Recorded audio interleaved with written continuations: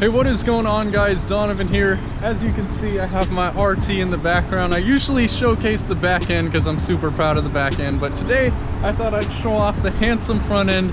And in this video, I want to talk about the 4 things that are actually wrong with my car. Now, these aren't necessarily things that are Dodge's fault. Other things are things that I've done wrong to the car. And the reason I really wanted to make this video is when people see, and I'm guilty of this as well, when people see cars on Instagram and YouTube, we always kind of assume that these cars are perfect and there's nothing wrong with them.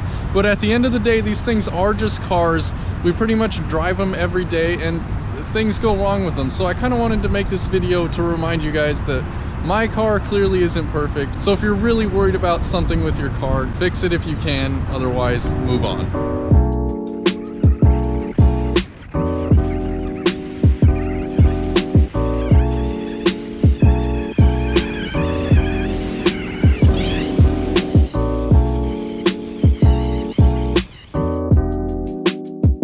So the biggest thing that people are always worried about and stuff is pretty much visual damage. Now my car, it has its fair share of visual damages around it. As you can see right here, there's a little scuff, I believe from my mom setting her purse or something on the roof when she was driving it. So there's a scuff there. There's a couple here on this edge that I believe are also from people just like setting their stuff on the hood. Over here, that's just bird poop. Over here, this scratch was there from the dealership. I just never got it fixed, and then there's little ones here and there. Thankfully, I don't have any door dings because I don't really take this car out that much, and I park like 2 miles away from the store. My mom's car has her fair share of door dings and stuff like that. So honestly, if you can fix them, if you can't, you might as well just get on with your life. It doesn't really matter. Now, number 2 is actually something that's my fault, and I've mentioned it before in a couple of videos, but I've never really showcased it. Is actually my exhaust leak. So the headers on the passenger side are a serious pain in the ass to tighten down. So basically, I have a little exhaust leak at the header between the gasket and the engine where air is seeping out, and you can actually hear it pretty well when you're driving. And I'll go ahead and put a clip on really quick.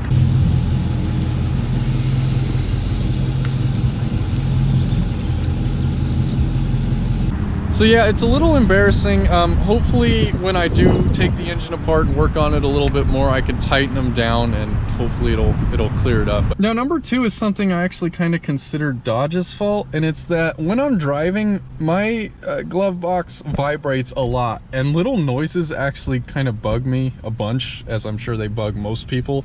But like, no matter what I do, no matter how hard I shut it, if I bang on it a little bit, it'll still make that noise, and I'll go ahead and put up a clip of that as well.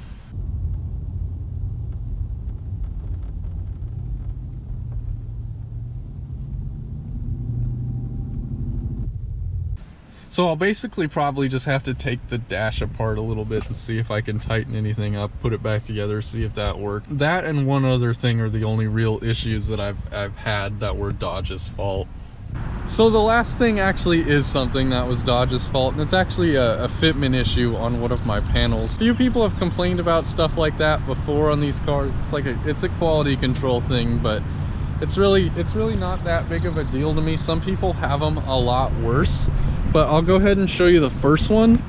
And it's, sorry, the car is dirty. I haven't been able to wash it. You can see right here that this bumper part sticks out a little bit further, just like a tad, a couple millimeters further than this top panel, and no one besides me seems to really notice it. Hey, look, there's another scratch right there. Fantastic.